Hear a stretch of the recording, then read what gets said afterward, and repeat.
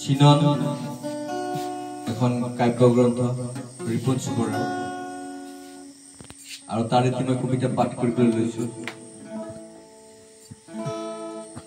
নিজৰ শেষৰ নিমিত্তে নিজেই ডাঙৰ হৈ আহিছো,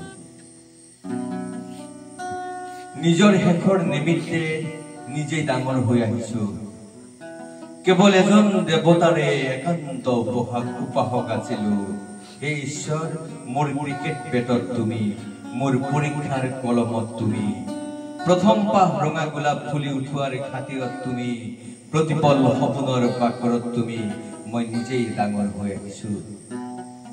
তেওঁলোকৰ বক্ষৰ পৰা মোক আঁতৰাই পঠিয়াইছিল, এৰি দিছিল চেচু বতলা পথাৰৰ ফাগুনি পোৱাটোৱে, এৰি দিছিল নাঙত হৈ জাপ মৰা পুখুৰীটোৱে, এৰি দিছিল দেউতাৰ চাইকেলত উঠি চুলি কটাবলৈ যোৱা আবেলিটোৱে, মই নিজেই ডাঙৰ হৈ আহিছো।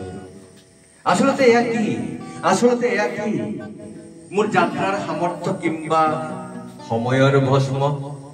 নিজকে লালন কৰি মোহাৰি আহিছো পোখা দিয়া জীৱন, নিঃশেষ কৰি কৰি গতি কৰিছো অন্য এটা বন্দৰ নিঃশেষ অভিমুখে, নিঃশেষ কৰি কৰি গতি কৰিছো অন্য এটা বন্দৰ নিঃশেষ অভিমুখে, নিজৰ শেষৰ নিমিত্তে নিজেই ডাঙৰ হৈ আহিছো।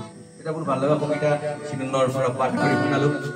আশা কৰিছো সকলোৱে ভাল পাব। চিনন মৰম দিয়ক, আশীৰ্বাদ দিয়ক, তৰুণসকলক উলিয়াই লৈ যাম, তৰুণ কবিসকলক উলিয়াই লৈ যাম।